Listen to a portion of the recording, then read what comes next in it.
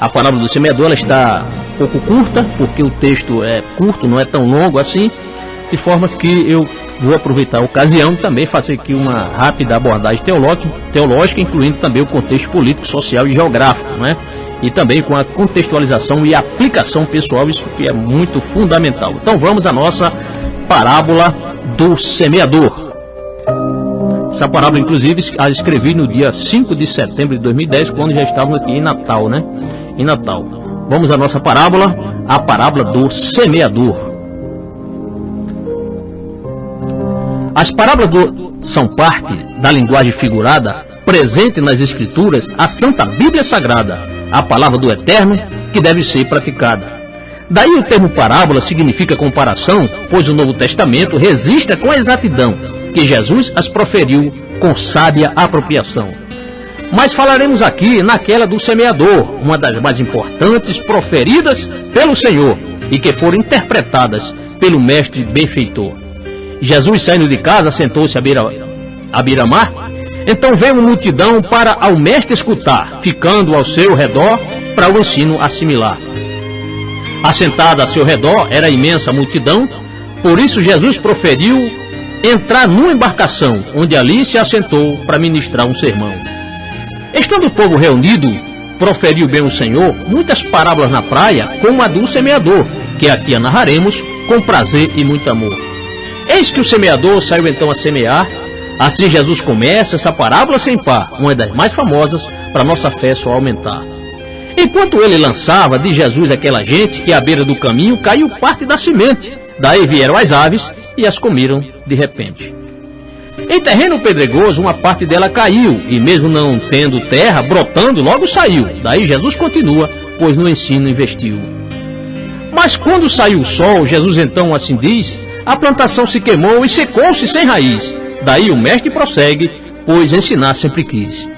E outra parte da semente entre os espinhos caiu, e crescendo foi sufocada a planta que ali surgiu. E assim Jesus avança na parábola que proferiu. Aqui temos os crentes, os que misturados são com a vida dividida entre Deus e o mundão, que quer agradar a ele e ao mundo na ocasião. Mas outra parte caiu numa terra abundante, dando uma boa colheita, e como prova resultante, a 100, 60 e 30, falou Jesus nesse instante. Aquele que tem ouvidos para ouvir, ouça então, falava Jesus na praia para aquela multidão que ali mesmo cercava para ouvir o seu sermão. Mas aqueles que ficaram juntos deles na ocasião, como também os discípulos, pediram-lhe a explicação dessa parábola contada, e nisso tinha razão. Que parábola é esta? Foi a pergunta assaz. Não percebeis a parábola como sabeis as demais? Então o mestre explica com seu jeito quanto mais. O mestre divino mostra que a eles era dado conhecer os mistérios, bem como o significado das coisas acerca do reino, mas aos outros era negado. O que semeia a palavra é mesmo o semeador, e a semente lançada é a palavra do Senhor, e assim Jesus persiste, pois é o mestre benfeitor. Ele mostra que aqueles que junto ao caminho estão, são os que ouvem a palavra, mas Satanás tira então a palavra do Senhor Deus que está no coração.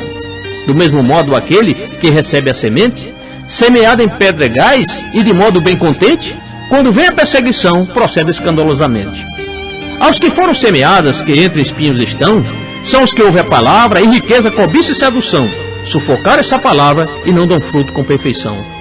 E os que recebem a semente, que em boa terra estão, são os que ouvem a palavra e a recebe e fruto dão. A 100, 60 e 30 foi a conta de cada grão.